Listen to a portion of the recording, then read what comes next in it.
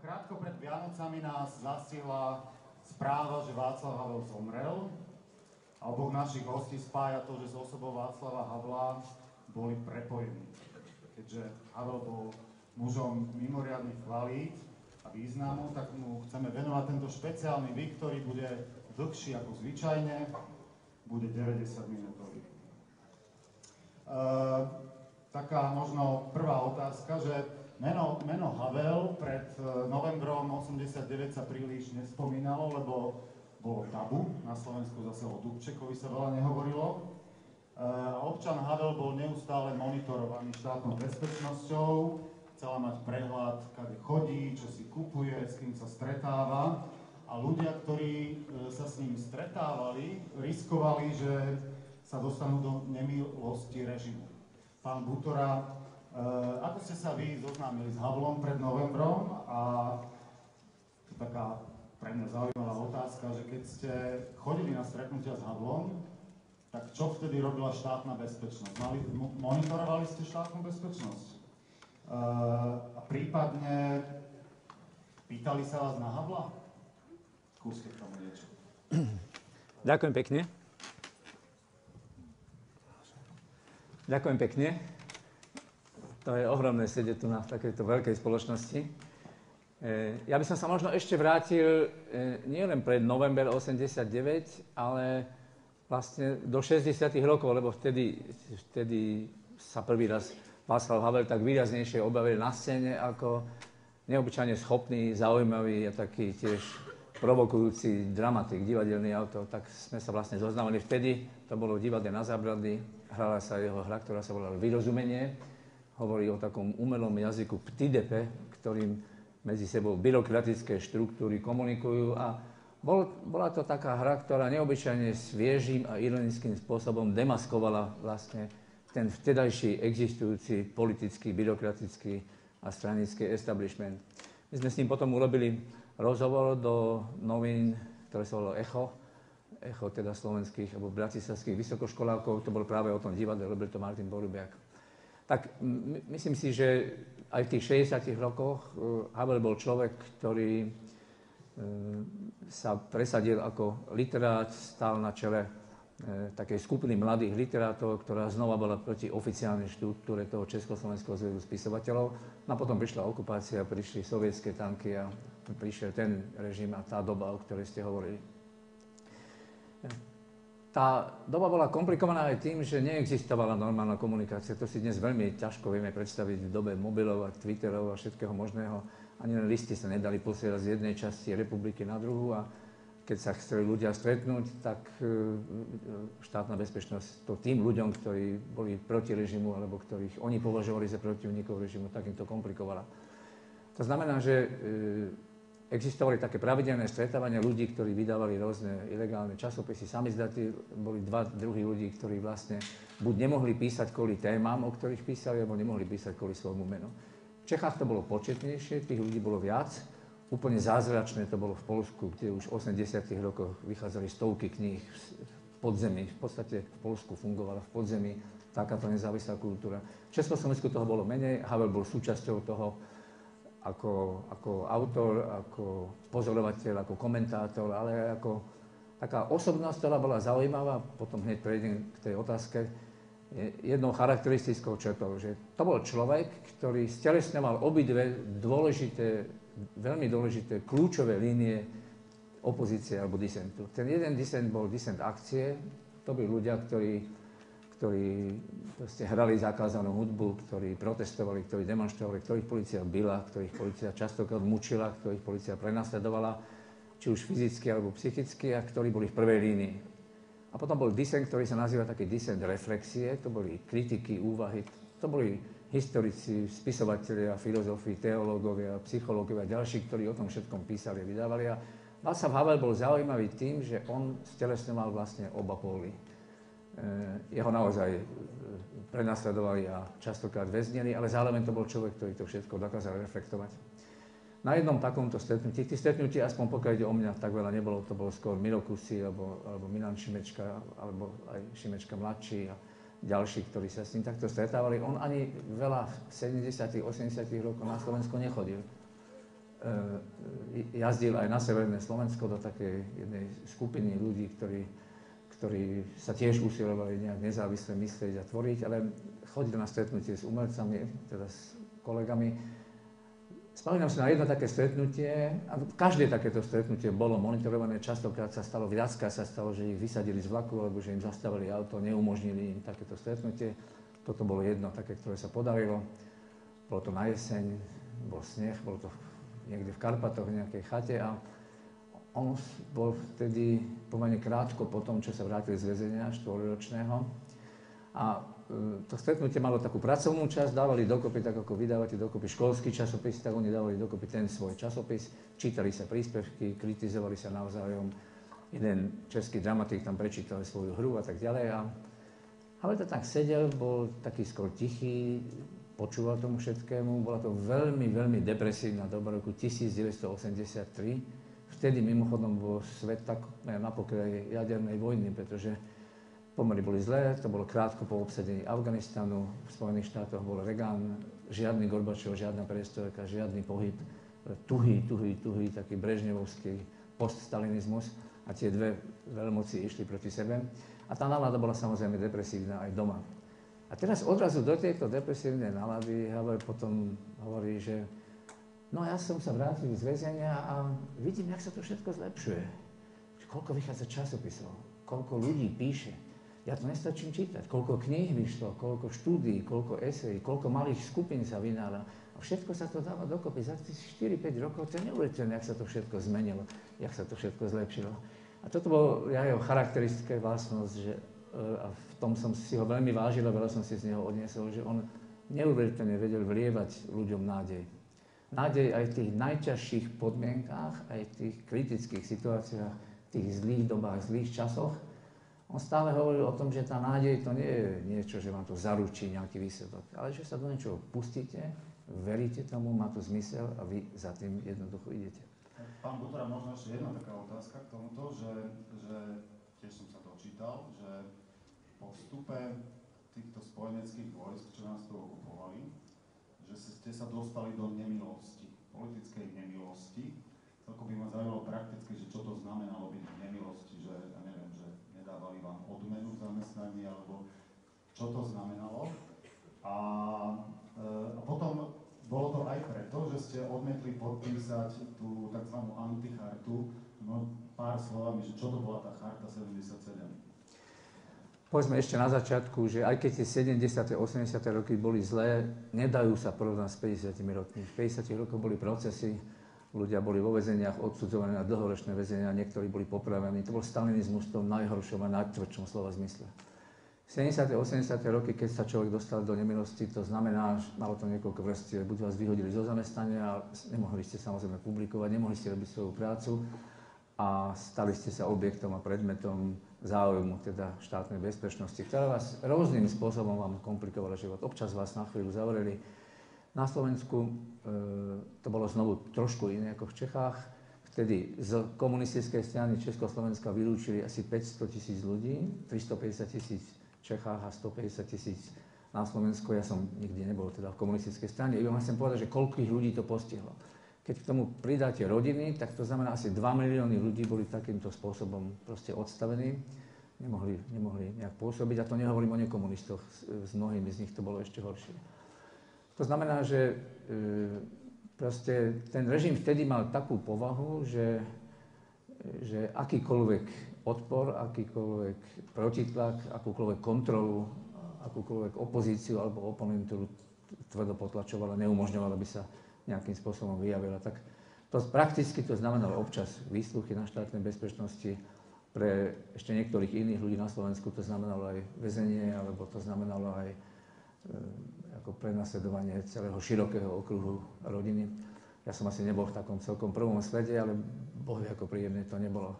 Charta, to pravdepodobne viete, charta bol taký prvý spoločný prejav odporu voči tomu, čo sa u nás deje. Pritom tá charta bol v skutočnosti veľmi mierny dokument. Ten dokument iba hovoril o tom, že ak sa Československá socialistická republika prihlásila k tomu, čomu sa hovoril helsinský proces, to znamená, mala by dodržiavať tie zákony a mala by dodržiavať princípy ľudských práv. Ale tie princípy sa porušujú a charta hovorila o tom, ako sa porušujú a vyzývala vládu, aby dodržiavala to, k čomu sa sama zaviazala. Na to konto strana rozpútala obrovskú, úplne besnú aktivitu. V podstate vo každej škole, v každom podniku, v každej firme, na každej ulici, obrazne povedané, sa stretávali teda rozmanité organizácie v každých odborových zväzoch, ktorým komunisti pripravili dokument, ktorý sa volal Anticharta a ktorý znamenal, že vlastne túto chartu tí ľudia odsudzujú, hoci ju 99% z nich nikdy nečítali, možno si ju vypočuli v rozhlase. No ja pred 89.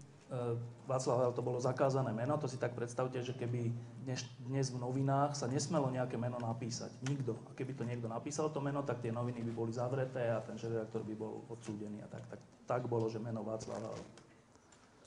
Ja som ho do 89. nikdy nestretol, ale vedel som o ňom niečo, a to z kníh, ktoré boli tiež zakázané a ktoré sme si ako kamoši požičiavali. Väčšinou z Prahy. Tam boli takí ľudia, ktorí mali tie knihy, neviem, či vy viete všetky tie pojmy, že samizdat a tak, to sú už také pojmy, ktoré dneska vlastne ani neplatia. No, to boli také veci, že ľudia na takých cyklostylov, na takých strojoch proste, to neboli vtedy kopírky a také veci, ale na takých improvizovaných strojoch tlačili akože strany jednu za druhou, aby si medzi kamošmi mohli 100 exemplárov rozdať. A tých 100 exemplárov to bolo potom tak, že dostali ste to na 2 dní, to bol presne taký rozpis, za 2 dní ste to museli rýchlo prečítať, lebo to išlo ďalšiemu a zase za 2 dní ďalšiemu. Tak. No a takto ja som raz dostal takú knižku, no taký, nevyzerala to knižka, to bol taký troška zdrab papierov a to sa volalo, že Moc bezmocných a to bola Havlová knižka, ktorú som si prečítal. Knižka. To bola taká úvaha o tom, ako funguje svet a my všetci v ňom. To nebola nejaká beletria alebo tak. Mňa to úplne zaujalo, strašne ma to zaujalo a odtedy som sa snažil, keď boli nejaké články Havlové, tak ich sa k ním nejako dostať a prečítať ich. Teda, že prečo ma to vlastne zaujalo? Ako Havel je človek, ktorého si ja stále vážim. Michal, poviem, že ja nemám rád smrť. Čím som starší, tak tým som si myslel, že to bude meniť, ale nie je to stále je to rovnaké. Ja napríklad neviem povedať, že Havel bol, alebo že Ernest Valko, ktorého tu zastrelili, že bol. Neviem to tak povedať, mne sa zdá, že sú. Čiže aj teraz budem hovoriť v prítomnom čase. Čiže pre mňa Václav Havel je človek, ktorý to najcennejšie. Najcennejšie na ňom pre mňa je to, že to je človek, ktorý povedal niečo, aj keď to stálo strašne veľa. Napríklad. Predstavte si, že tuto Jaura, čo si ty tu, riaditeľ? Čo sa smejú? Na tebe? Že tento riaditeľ by urobil nejakú nespravodlivosť jednému z vás. A vy, ostatní, by ste to vedeli, že to bolo nespravodlivé, alebo v nejakej skupine. A teraz vy by ste to mali povedať tu, pred ním. Ale vedeli by ste, že keď to poviete, tak on to zariadi tak, že vás na druhý deň vyhodia zo školy. Predstavte si iba takú situáciu. Možno je aj reálne, ne? Teraz to vynásobte 10. Lebo to, že by vás vyhodili zo školy, by znamenalo iba to, že potom by vás zobrali do inej školy. Však to nie je problém, škôl je veľa. Ale predstavte si situáciu, že nie, že by vás vyhodili zo školy, ale že by vás zavreli. Že zajtra by ste neprišli domov. Rodičia, že čo je? Je vo väzení v Leopoldove. Tak a teraz je tá vážna vec. Ja si myslím, že keby tu sedel Václav Havel, jeden z vás, a taká vec by sa diala niekomu, veľká nespravodlivosť, dôležitá vec, tak on by vstal a povedal by to. Vedomí si toho, že ho zajtra môžu zavrieť a dať do väzenia. Tak to je pre mňa to najcennejšie na ňom. Že tento svet, to je taký svet, v ktorom však všetci žijeme, že všelijaké komplikované situácie zažijeme, všeličo uvidíme, často nespravodlivé, všeličo môžeme povedať a nemusíme, môžeme to zakryť. Taký je tento svet. A všetci sa s tým budeme stretávať celý život. Či to poviem, alebo nepoviem. Či sa postavím za toho človeka, alebo nepostavím. Či sa postavím za seba, alebo nepostavím. A ten Václav Havel, pre mňa, ja som si ho nevažil, pretože bol prezident a známy človek a že krásne písal, hoci krásne písal, najmä články, ja som ich mal strašne rád. ale teda pre mňa aj pred 89. aj po bolo najcennejšie na ňom to, že vždy sa zastal niečoho, keď bola nejaká krivda, nespravodlivosť, aj za cenu, že ho buď vysmiali, prenasledovali, alebo dokonca zavreli. Tak to je pre mňa Václav Havel. Ešte jednu vec, teraz poviem, že dôležitú, čo sa týka Havla. My ľudia na Slovensku zvlášť máme takú mentalitu, že ako keby také tie dôležité veci sa vlastne nedajú zmeniť. Že čo my s nimi? Že to tam tí hore, tento riaditeľ a ten predseda vlády a ten šéf polície, že to sú tí, ktorí ako majú tie dôležité veci na starosti a buď ich zmenia alebo nezmenia k lepšiemu. Ale my, čo my s tým? A Havel bol taký človek, ktorý dokonca v situácii, keď naozaj boli nezmeniteľné, veď tu tie ruské tanky to strážili, aby sa nič nezmenilo, tak on už vtedy hovoril, že takto to nemá byť, napísal dopis tomu Husákovi, to je ten jeho predchodca, to bol taký už senilný pahán. On mu napísal dopis, že je to tu zlé v tomto Československu. Čo s tým robíte, pán prezident? Úplne nezmyselné, čo sa dalo od toho očakávať? Nič. No, jedine to, že bude mať z toho problémy. Tak už v čase, keď sa vlastne naozaj nič nedalo, tak on stále hovoril, že nie, že dá sa, treba robiť to, čo je správne. Či sa nám zdá, že sa niečo zmení, alebo nezdá. A potom to robil aj ako prezident a tak. A to je pre mňa tá dôležitá vec, že my sme takí, že a čo sa ja budem o to starať, čo robia politici a čo robí polícia, či sa vyšetrí kauza Gorila, možno viete, čo to je? Čo my s tým máme? My s tým nič nemáme. To sa nášho života netýka.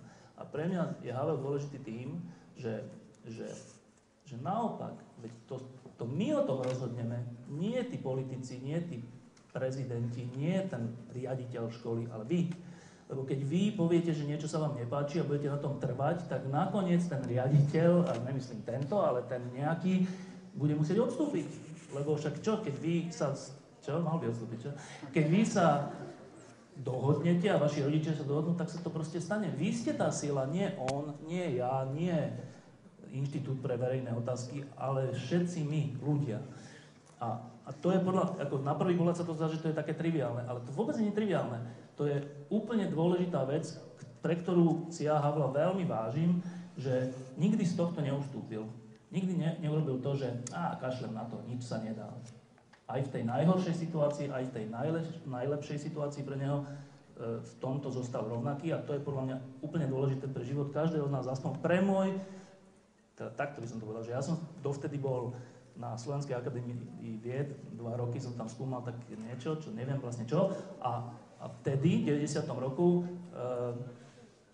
myslím si, že do veľkej miery vďaka Havlovi, som si povedal, že ale veď to aj od teba závisí, že aké bude to Československo.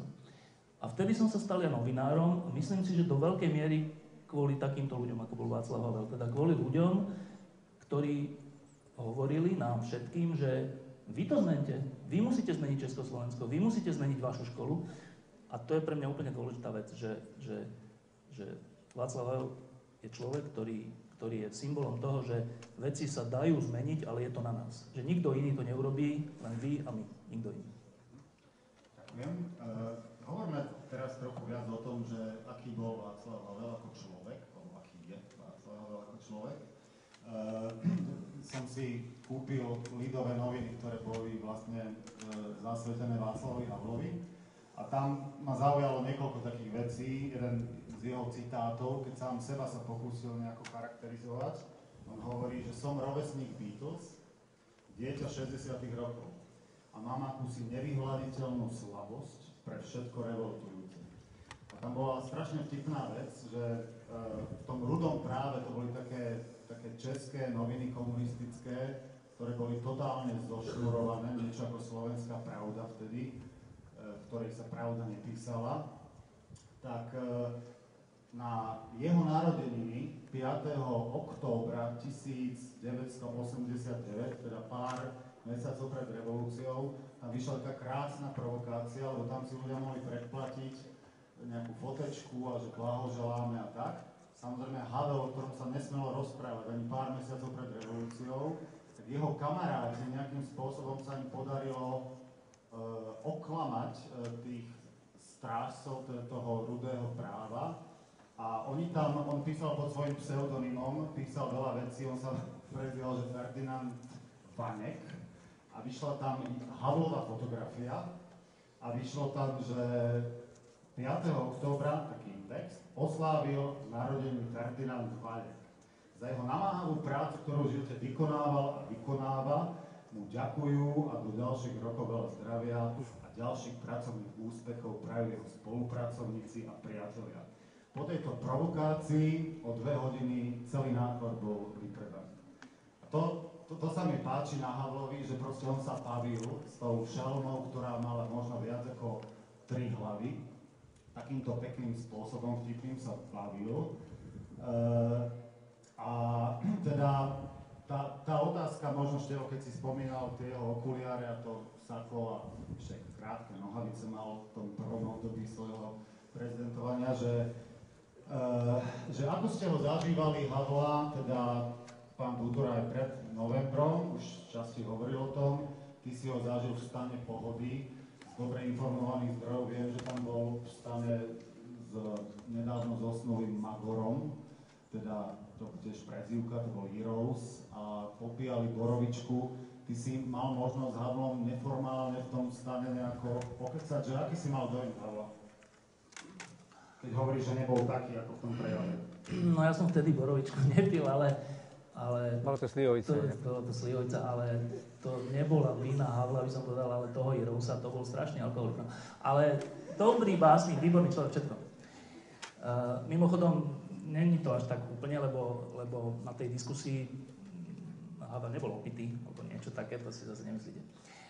No, ten pocit, viacero pocitov som z neho mal. Keď som sa s ním prvýkrát stretol, to bolo na Pražskom hrade, keď sme robili taký rozhovor ešte s Milanom Šimečkom, tak som skoro odpadol, lebo predstavte si ísť, neviem, či ste boli niekedy na Pražskom hrade, ale tam vnútri ste asi neboli, tam, kde sú tie kancelárie a to všetko, to je obrovské a tam vidíte sa všelijaké také priestory a všelikto vás tam sprevádza a tak, až nakoniec, až sa to tak zúžuje, až nakoniec vidíte a tam je ten Havel.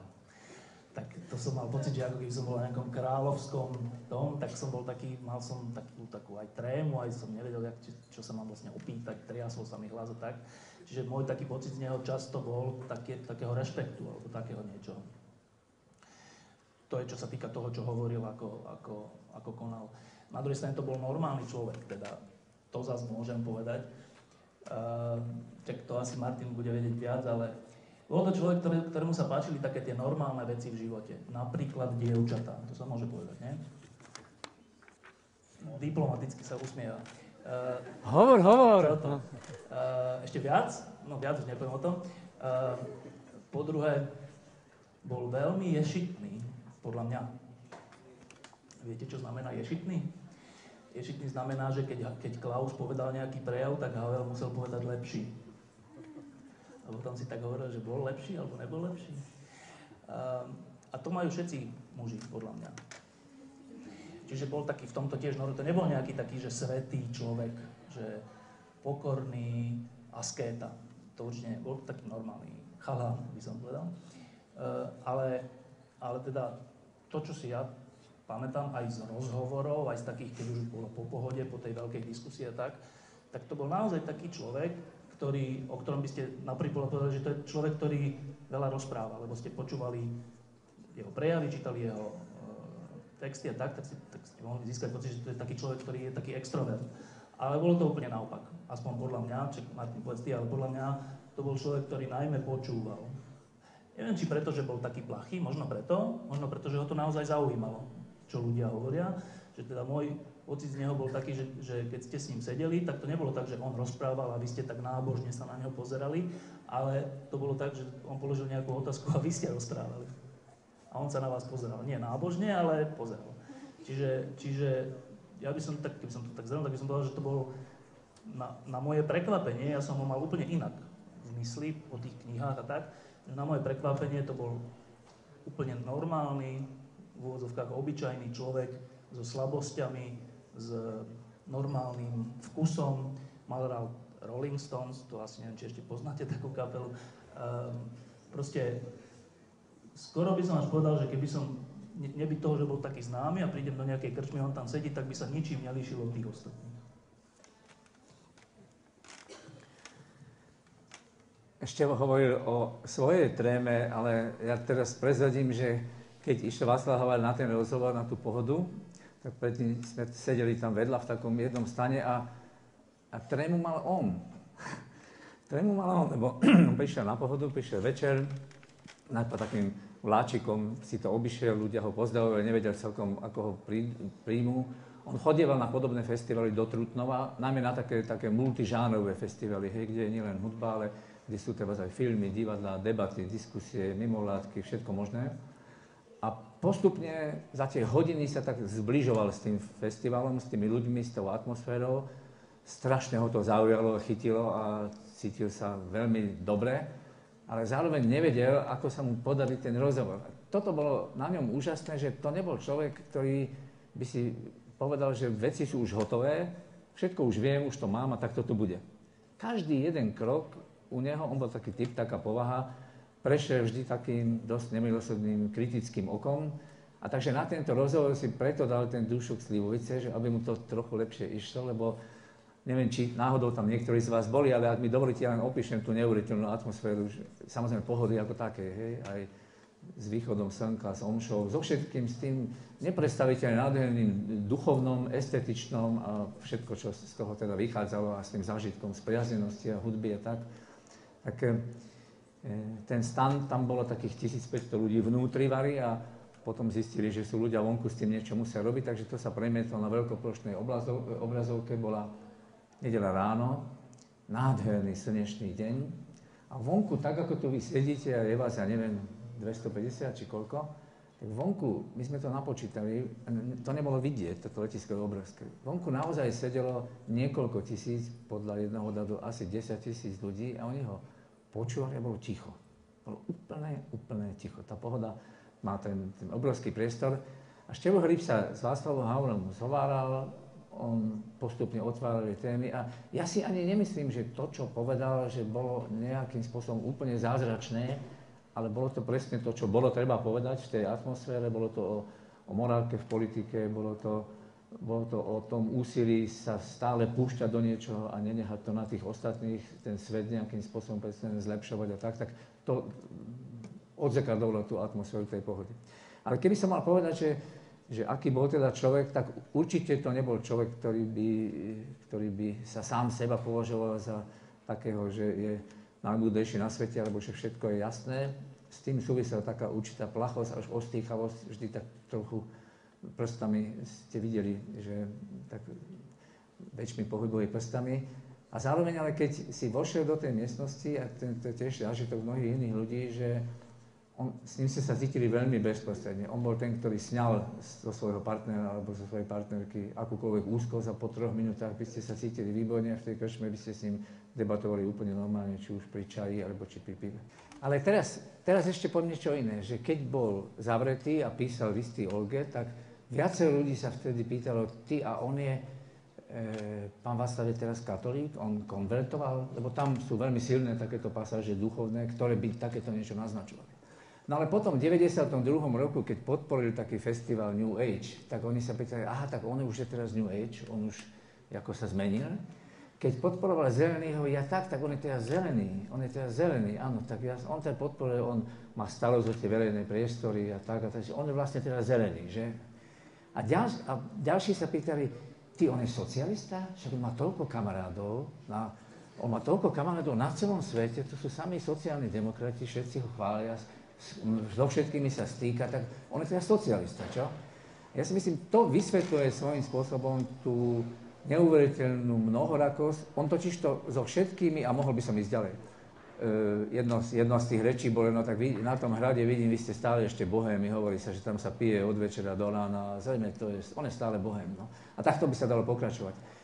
Havel bol vo všetkých týchto prostrediach, on s nimi komunikoval, ale nikdy sa iba s jedným jediným z nich nestotožnil. A to je veľmi silná a výrazná charakteristika tohto človeka, ktorý na tieto jednotlivé prúdy nadväzoval. Napríklad on chodil medzi fyzikou. Jeho strašne zaujímali otázky vesmíru a jeho brat je fyzik a on chodieval do takých do takých malých krúžkov, kde sa debatovalo o vede, veľmi účené debaty, ktoré občas mávate aj vy túto. Chodil napríklad aj do psychoterapeutických komunít, kde boli psychiatri, psychológovia a kde sa diskutovalo zase skôr o takých problémoch duchovných alebo duševných. A to všetko sa v ňom nejakým spôsobom ako prejavovalo.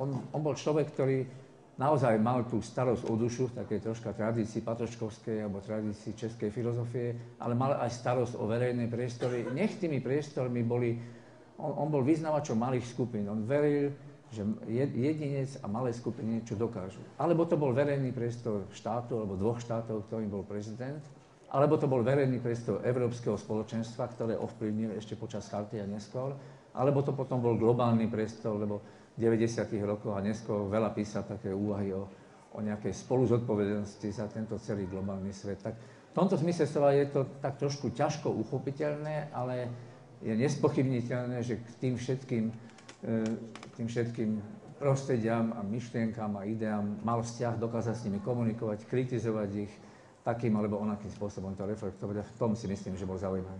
Otázka je, že čím vy vysvetľujete, že značka Havel bola v Amerike tak mimoriadne populárna. Mala jeho popularita aj nejaký praktický vplyv na vnímanie našej krajiny vo svete? Americký kongres, to je taká vec, že tam, keď sú prejavy, tak sa často počíta, že koľkokrát bol standing ovation, alebo proste potlesk v stoji. A vtedy, keď mal Havel tento prejav, tak to bolo nejaký rekord. Neviem, 23 krát. 23 krát. 23 krát sa najmocnejší politici na svete postavili a zatlieskali v priebehu toho prejavu. Pamätám, to sme vtedy pozerali a to sme boli naozaj takí, že hrdí ľudia, že tak... Troška sme mali taký pocit, že tlieskajú aj nám. No a že prečo teda v Amerike? Ja si myslím, že Amerika, dobre, ja neviem, tu na Slovensku je to také nepopulárne, lebo predsa tieto reči, slobodu, morári, ja neviem, kto tu vládne svetu. Ja si myslím, že Amerika je najlepšia krajina na svete. A myslím si to preto, lebo nie, že je najsilnejšia, čo je tiež, ale ona je najsilnejšia, pretože je najlepšia.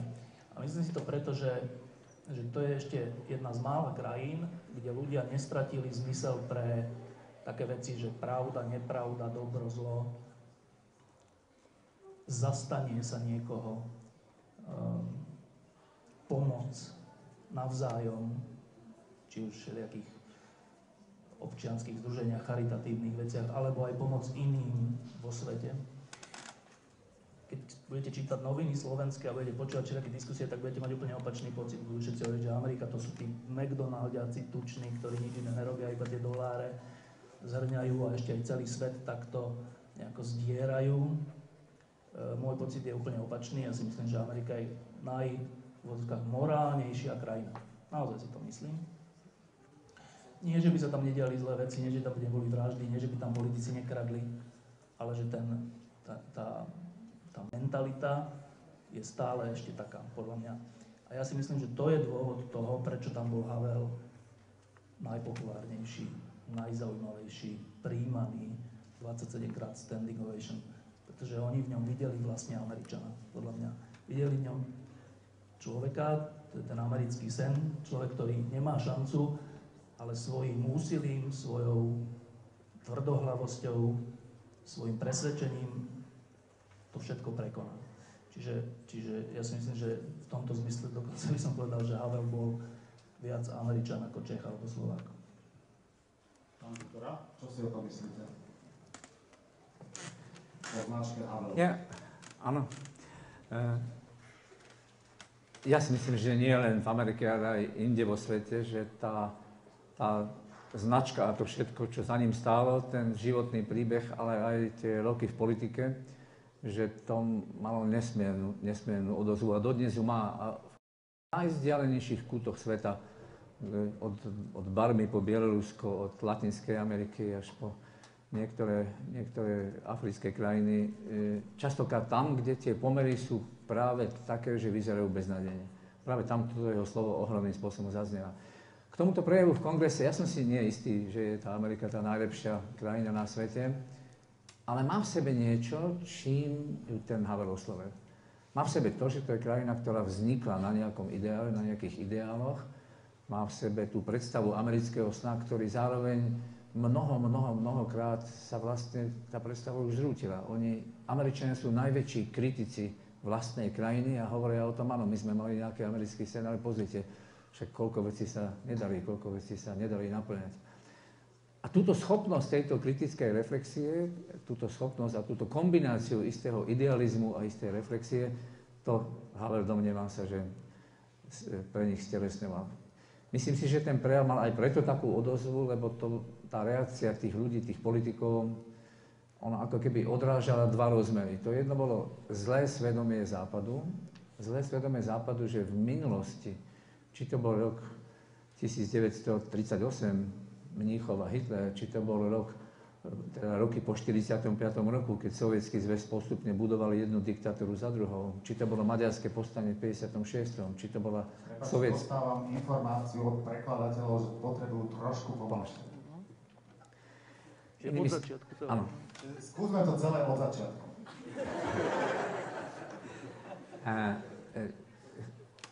Nie úplne od začiatku, ale zhrnem toto posledné. Chcem povedať, že jeden z dôvodov, pre ktorý mal Havel taký ohlas Spojených štátov, bol ten, že sa tam kombinovali dve veci. Tá jedna vec bola zlé svedomie Západu za to, že tieto krajiny sovietskeho bloku ponechal ich osudu a opakovane im nepomohol. Toto zlé svedomie začína s Mníchovom roku 1938, keď potom prišiel Hitler, vypukla druhá svetová vojna.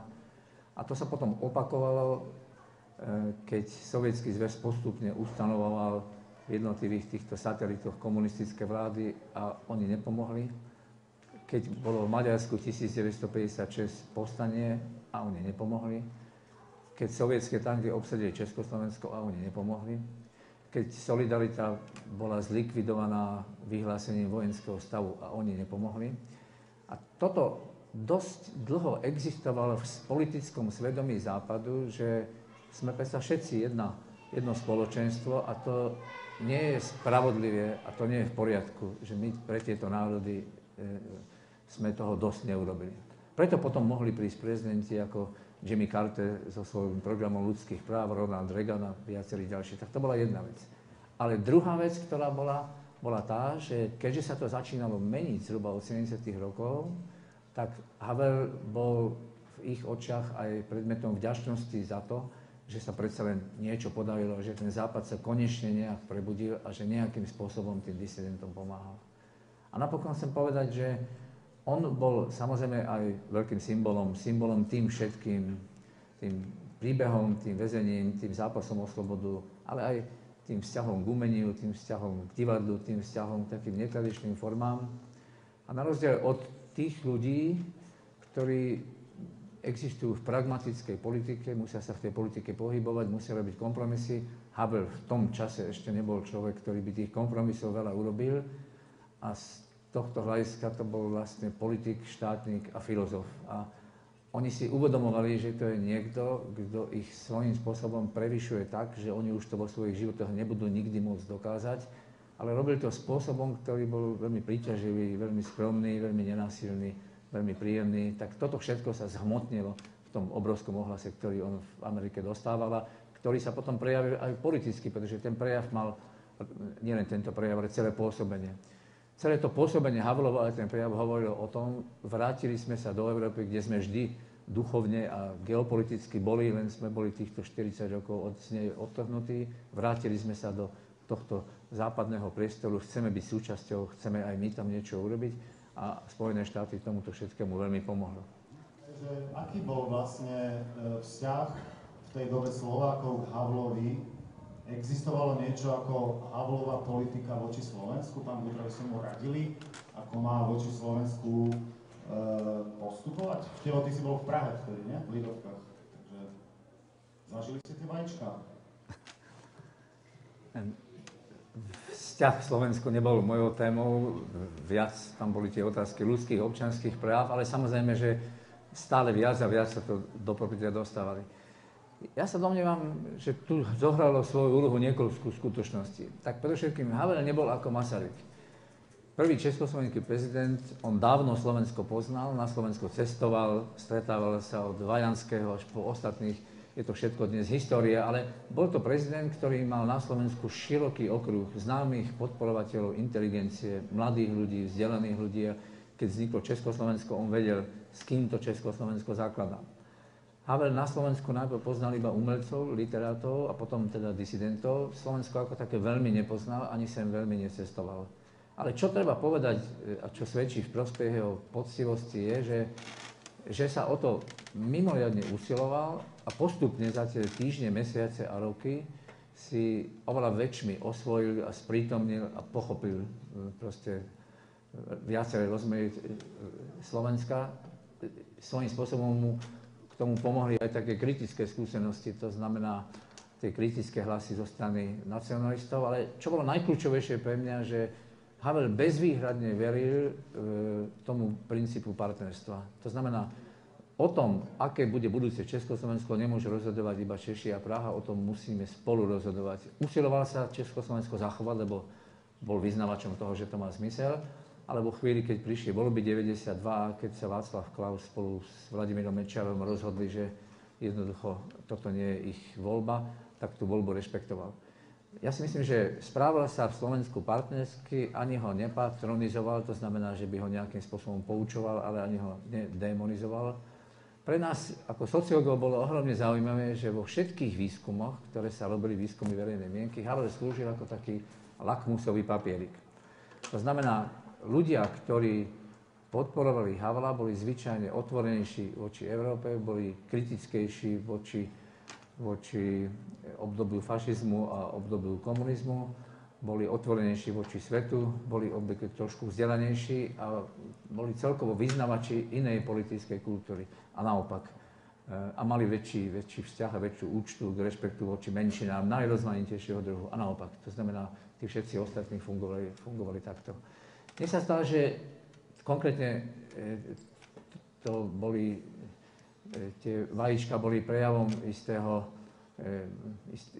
proste davu, ak sa to tak dá povedať, ale tie spory medzi Havlom a slovenskou politickou generáciou, slovenskými politickými stranami, tie boli známe a tie neboli novinkou. V mojich očiach dosiahnuť za krátke 2 roky všetky 3 veci, to znamená zmeniť politiku, čiže urobiť ten režim demokratickým režimom, po druhé začať zmeny v ekonomike a po tretie ešte aj dosiahnuť štátoprávne usporiadanie po rokoch, keď ten princíp partnerstva vlastne nefungoval, tak to bolo zrejme priveľa. Keby boli bývali tie voľby na 4 roky, možno by to vyzeralo ako v Kanade s Quebecom, kde Quebec sa vždy raz za pár rokov ako ide otrhnúť, ale potom nakoniec tej Kanade ostalo. Havel bol presvedčený, že spolu dokážeme viac a keď sme sa rozišli, bol to človek, ktorý Slovensko veľmi ako podporoval a tieto kontakty umelecké, rodinné, vzdelanostné, biznis kontakty, mediálne, veľmi podporoval a v každom svojom vystúpení sa k tomu vracal. Ty si ako to vajíčka?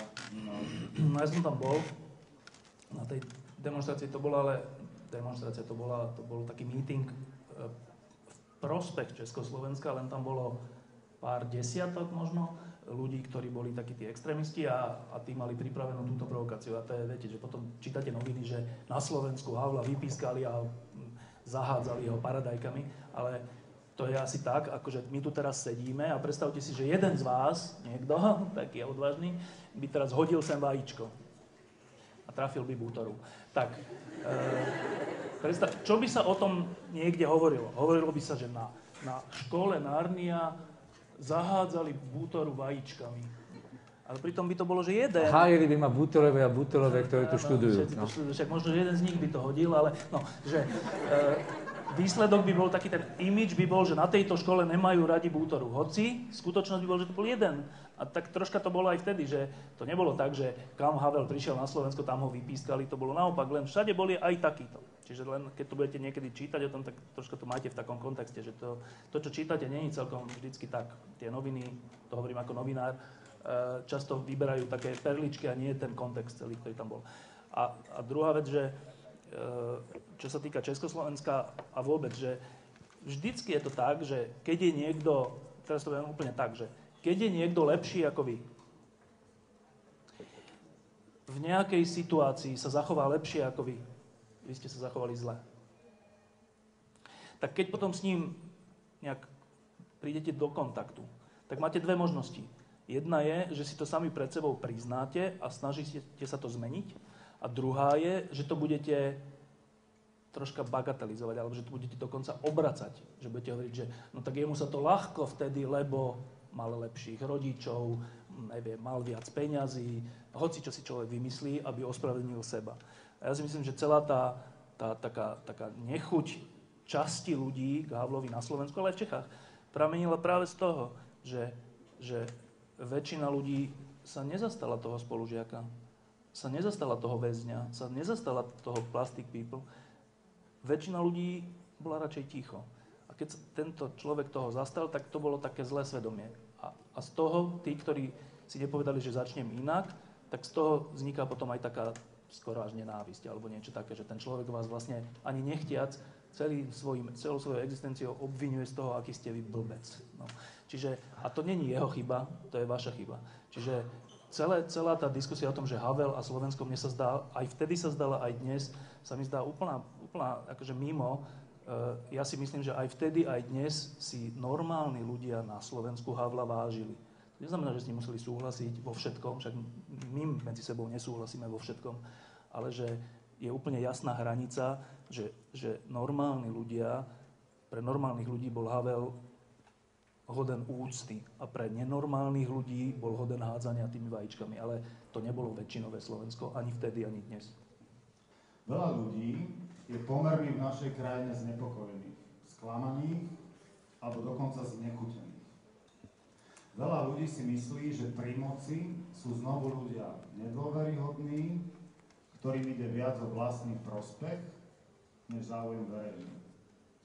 Prevláda presvedčenie, že v tejto krajine sa vyplatí klamať a kradnúť a že politické strany sú tajne manipulované podozrivými finančnými skupinami. No a toto hovoril Havel 15 rokov dozadu. Znie to, ako keby to bolo vystriednuté z nejakého včerajšieho prejavu, kde sa veľa hovorí o gorile, napríklad v Lampe včera, Pente, kradnutí vo veľkom štýle. Neviem, videl z vás niekto ten Havlov film Odcházení? Videli ste ho? Niekto? Bol nedávno bol po vianočnom čase bol v televízii českej, mal asi pred rokom premiéru a tam je v poslednej scéne taká vec, že sa sám režisér Václav Havel vynorí spod hladiny rybníka, ako taký český vodník zo starých rozprávok a povie tú svoju okrídlenú vetu, že pravda a láska víťazí nad lžou a nenávisťou. A potom sa zase ponorí a tí, čo to pozorujú, tak to u nich vzbudí smiech a takú bujarú veselosť. Ako keby sa Havel šťastie vysmial sám sebe. A teda tá otázka na vás je, že ako je to s tou Havlovou pravdou? Víťazí?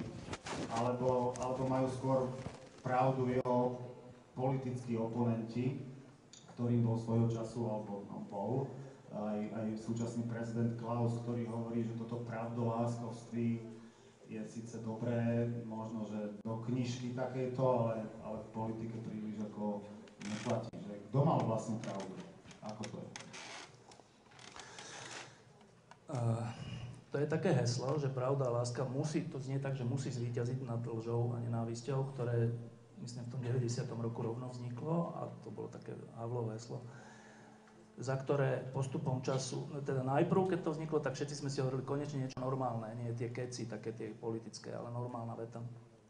Ale postupom času z toho vzniklo taká, ani nie že fráza, ale až taká smiešná, taká, že taký naivný blbeček, môže len toto hádam povedať, že pravda a láska musia zvíťaziť.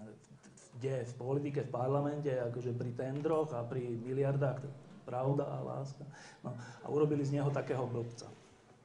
Ja som sa o tom viackrát rozprával aj s Václavom Malým, to je jeho taký osobný priateľ, ktorý je teraz biskup v Prahe. To bol tiež signatár charty a tak, kňaz katolícky.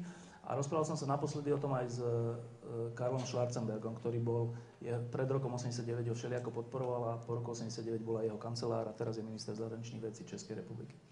A oni obidvaja, a aj viacero ľudí, ktorí tomu rozumejú a boli pri tom, hovorili, že ale veď to je úplne, že nie že krásna veta, ale že to je úplne, že realistická veta, že to je úplne, že to je vlastne, že tá veta vlastne vystihuje celý náš život. A ja si to inak naozaj myslím, že no o čo vám všetkým ide?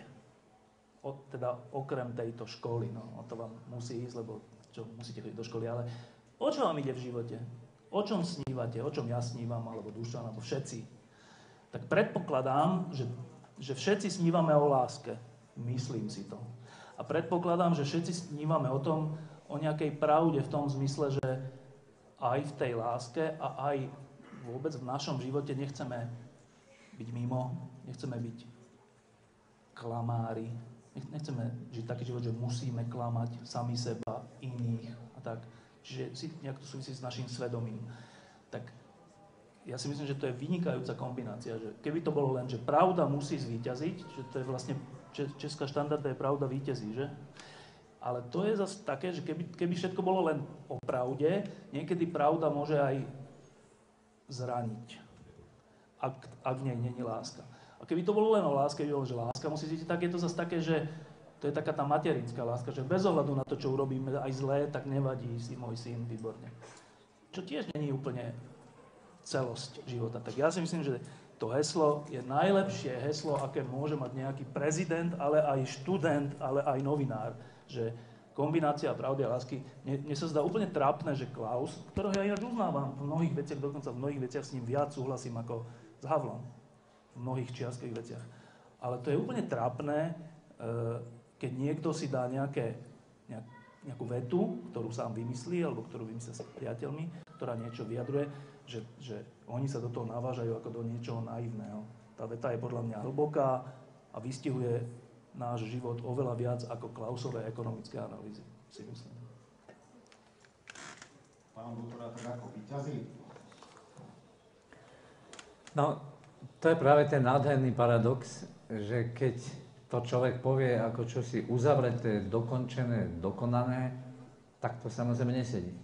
Ale keď si to človek vezme ako úsilie, snahu, nejaké smerovanie, nejakú inklináciu k niečomu, nejakú chuť sa s niečím popasovať a chuť o tú svoju pravdu zápasiť, tak potom je to vlastne fascinujúce, pretože je to motivujúce, je to niečo, čo apeluje na človeka aj individuálne, je to niečo, čo môže ľudí združiť okolo nejakého cieľa, nejakého väčšieho spoločenstva, než iba jeden jedinec. Je to niečo, čo sa pomaly tak dvíha nahor a dáva človeku pocit, a to je iné slovo, ktoré mal Havel veľmi rád, zmysluplnosti. To znamená, že stojí za to o niečo sa usilovať.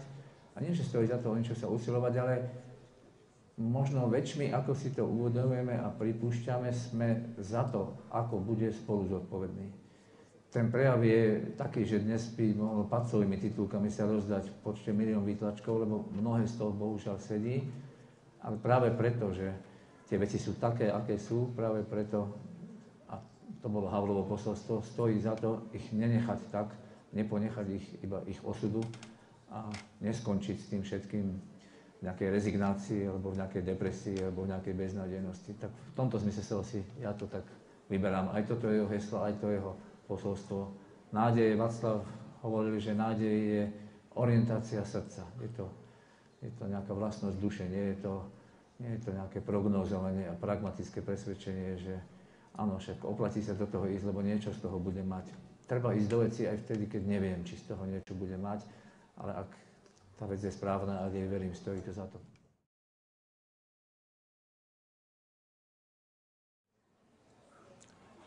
Dalo by sa hovoriť o veľa veciach takých tých verejných, všelijakých rozhodnutiach, či už ako prezidenta, alebo ako človeka, ktorý niečo hovorí a nejak ovplyvňuje verejnú mienku.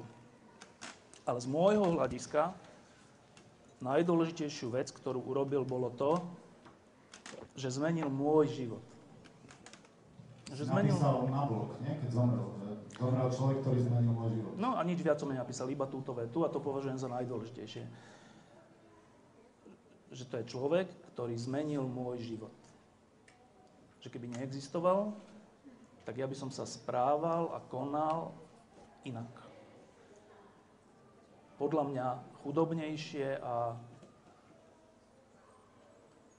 menej zaujímavo, plochšie.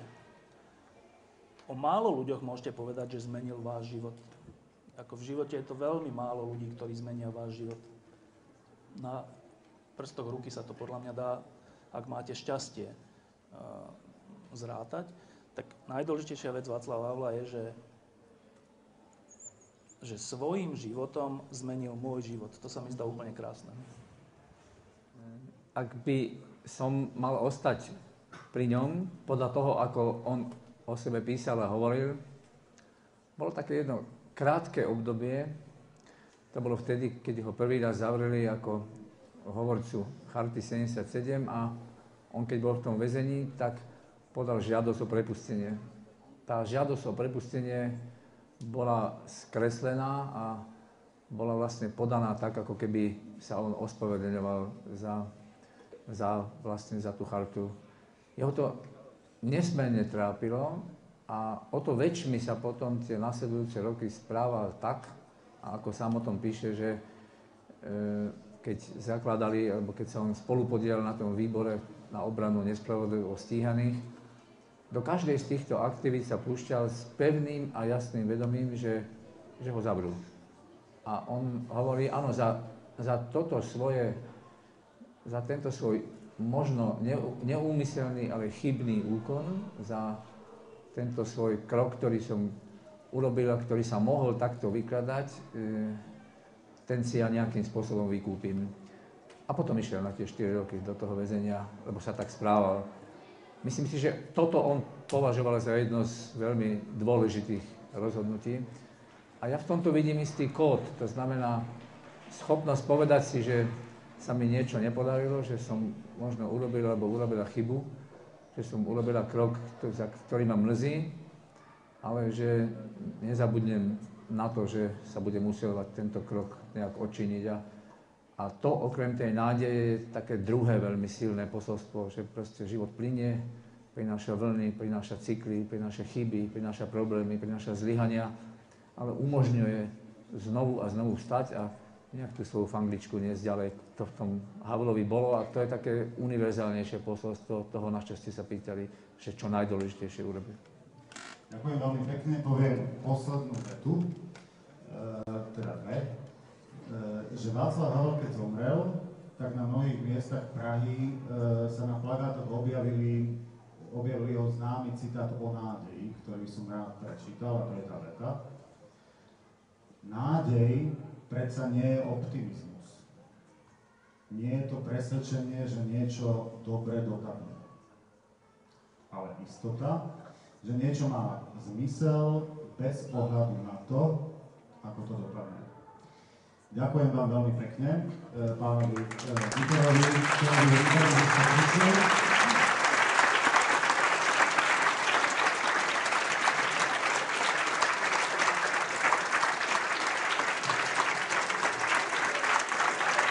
Ďakujem Václavovi Havlovi, že bol a hlavne ešte stále je.